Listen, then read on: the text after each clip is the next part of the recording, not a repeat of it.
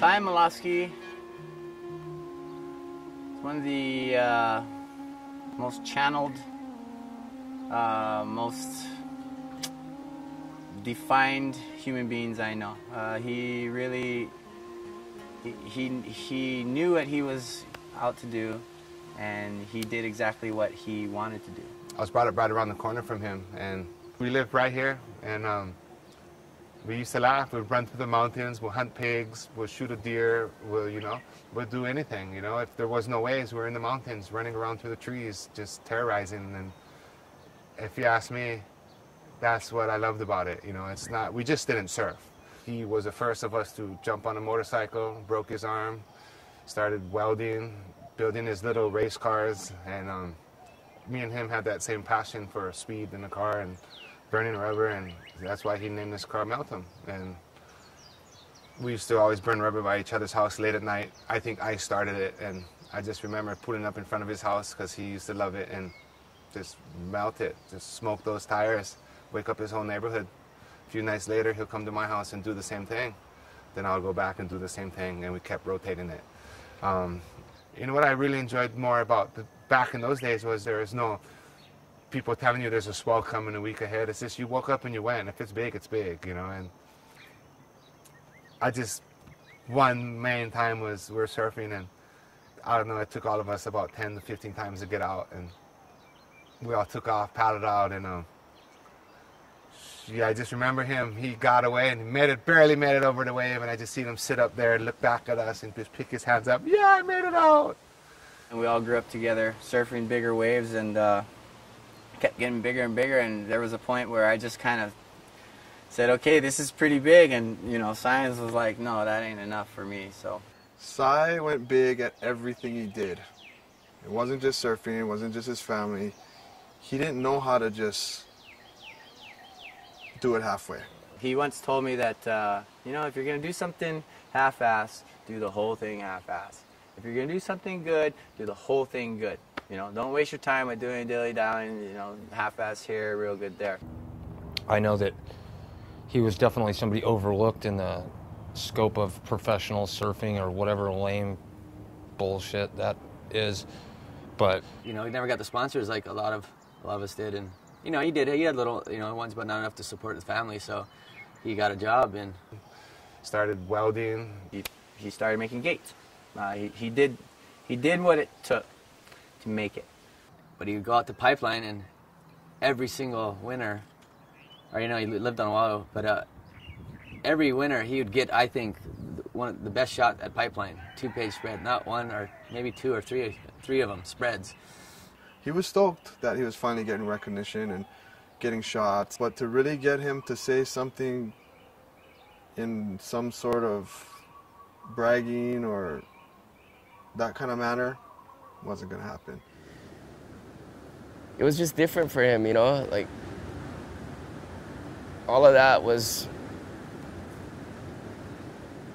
it was there, he was stoked, but it just wasn't the big picture for him, It was the feeling and the love of getting the waves and surfing and paddling in with his own two hands, People throw this waterman word around all the time. If you got a stand-up paddle, you're a waterman all of a sudden. That guy, he was a commercial fisherman. If you're out at sea with him and the boat broke down, he could MacGyver it and fix that thing. He was a radical big wave surfer, really strong paddler. I mean, that's what I consider a real waterman. Like, he knew how to get around in the ocean, and he loved it.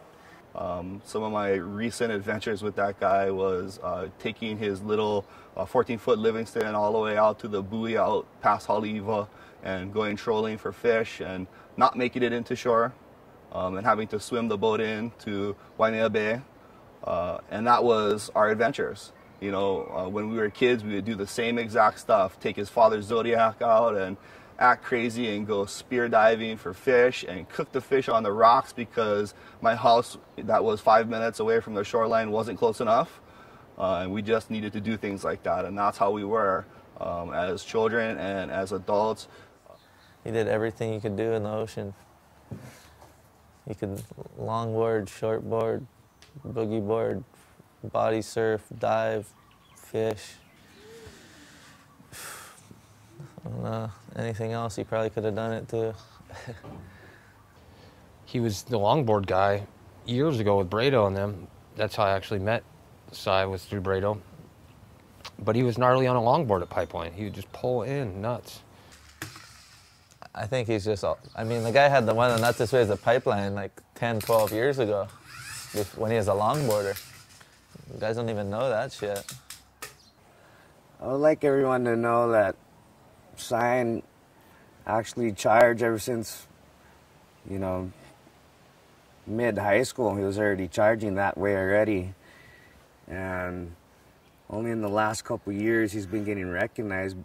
But I've been telling everybody that he's been doing it forever, you know, and I'm sure a handful of people know the boys, but he's been really going hard at it this past couple of years to really try and make a point, which he has.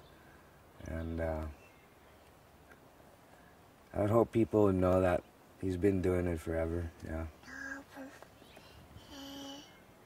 You want to sing a song? How do you like it? Do you like anticipate it, like the first swell of the year, and like you do anything to get ready for it? Well, you know, we have, you know, summer's a long time, and usually try to go to Tahiti once or twice, and you know, try to stay in the groove.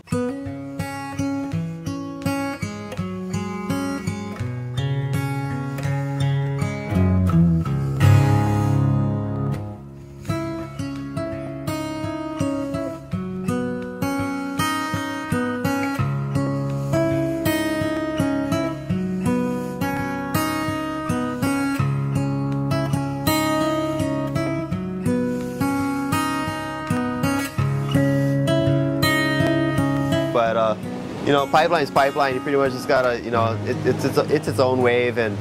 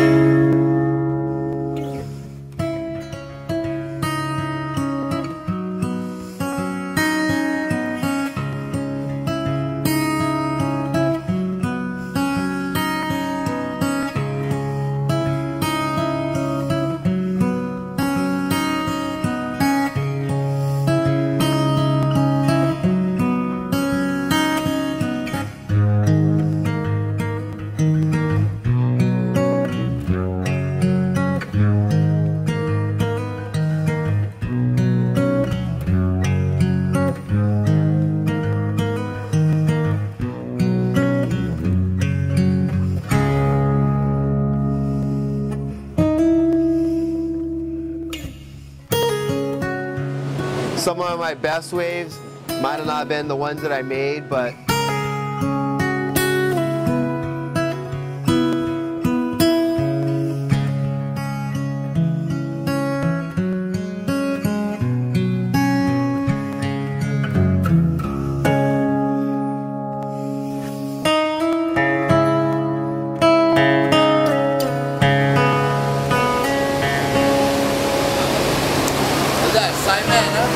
Oh my God, son. That was so heavy.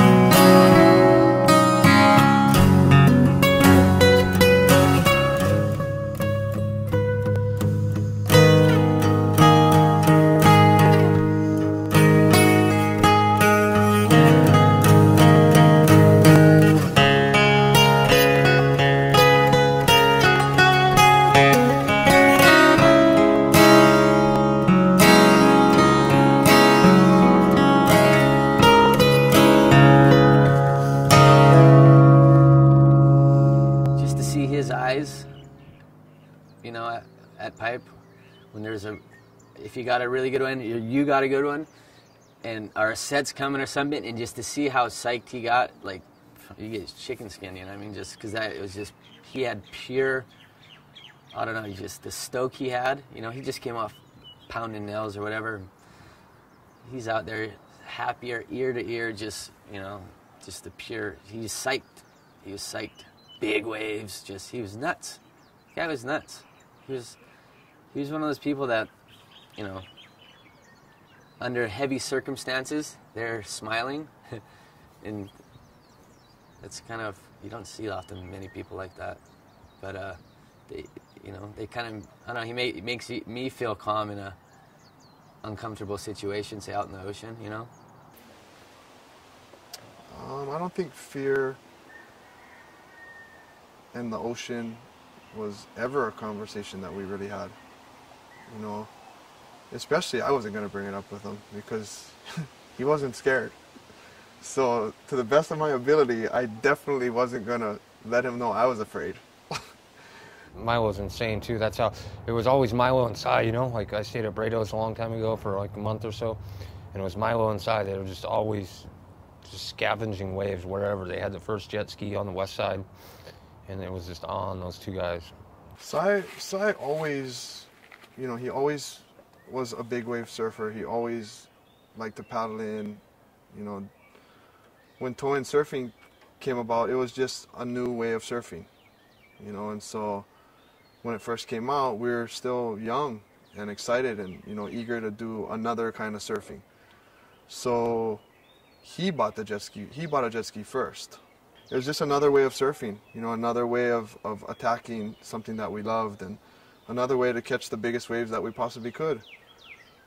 After years and years of doing it, it kind of became too easy. You know, towing in's almost too easy. You know what I mean? Don't get me wrong, you can catch a really big wave, it's really dangerous, you can pay the price and stuff like that, but it's not the same as paddling in. So Cy basically took it back to the roots. You know, he's seen a couple guys paddling in, and that's exactly where he wanted to be and what he wanted to do.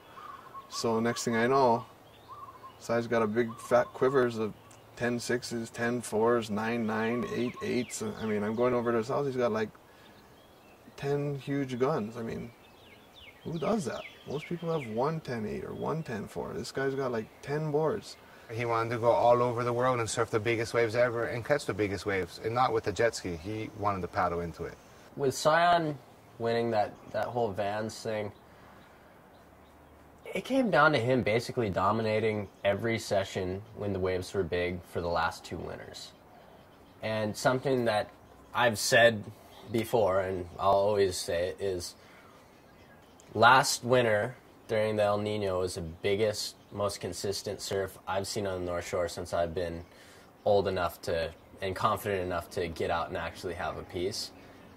And so there was more opportunity than any other time in my personal experience, and Sion dominated every session. Every session at the outer reefs. The day that the eddy wasn't called on, he absolutely dominated the whole day in front of everybody. You know, every time Pipeline's been gigantic, he was on the set of the day. He was just unstoppable. When it was big, he'd surf for 6 or 8 hours. Like, that's kind of, I don't know if I don't do that. I get tired, I get cold, you know what I mean? I don't know, that kind of freaks me out to stay out that long when it's that big. He literally wanted the world's biggest wave. And he would say that to you and look you dead in the eye. And it was almost chilling. Sion was you know, he was a very powerful man, you know.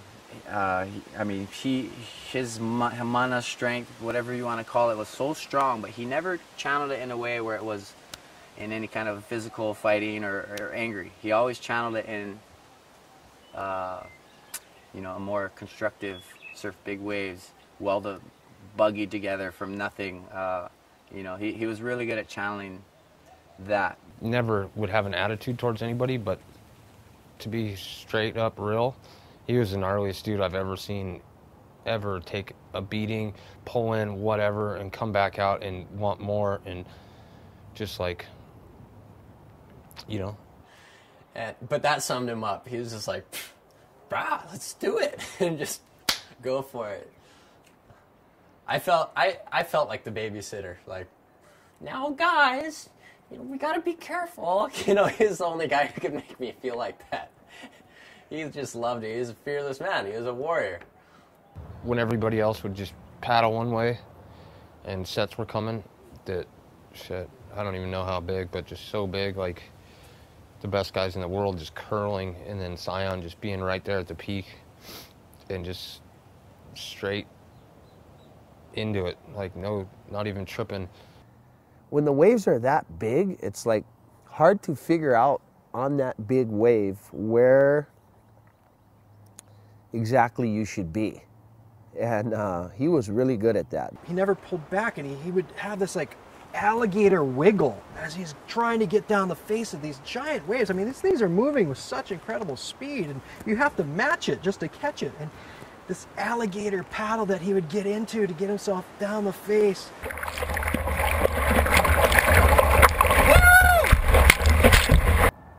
The stuff I witnessed him do in the water, I watched him, you know, people had set the bar before him, and he just broke those boundaries and sailed way beyond them, and pretty much set a standard and was really just a breed of his own. There was no one really like him, you know.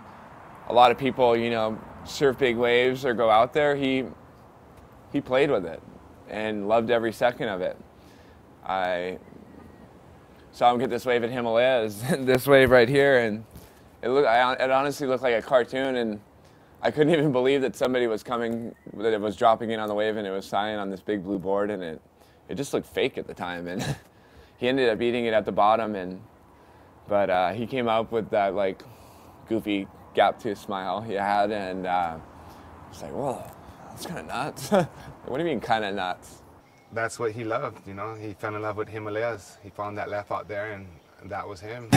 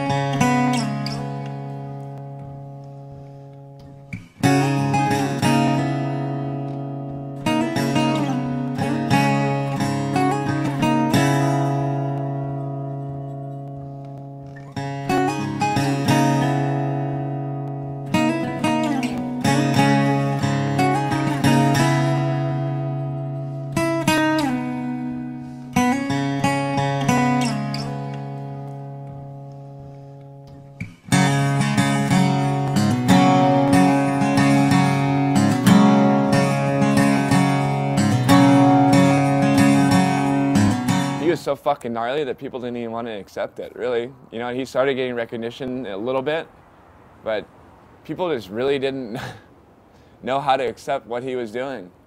I remember Nathan just describing him and how Nathan's friends from up in Santa Cruz were just really kind of tripping on him, how he was so deep and going so big, which I guess none of them really seen before. I heard about Sion before I met him, and I heard these stories of this guy being a big wave charger, and of course I wanted to see it. So when I first saw him surf, yeah, it was rad, because I was like, oh my god, this is one of those rare times when you hear a story about a guy and he surpasses it when you see him in real life. Oh, how you doing? How's it happening? First time in Mavericks? First time? Stoked. How big is it? I don't know. I have no idea. I don't judge waves anymore. I don't put a size on it. Good call. It's small, big, really big, fucking big. Right now, is it in the fucking big range? Yeah, funny numbers, words. I think it was November 2nd. He came over and surfed Mavericks with us, and he was on a whole nother level. He went out and basically did a backside clinic at Mavericks. Airdrop, stomping it. Wave after wave, and just really focused, real quiet, kind of guy that just handles his business. I was really impressed. on Sion. Mavs was just insane. You know, I've been wanting to go there for such a long time, and everybody up there was so cool, and the experience was good.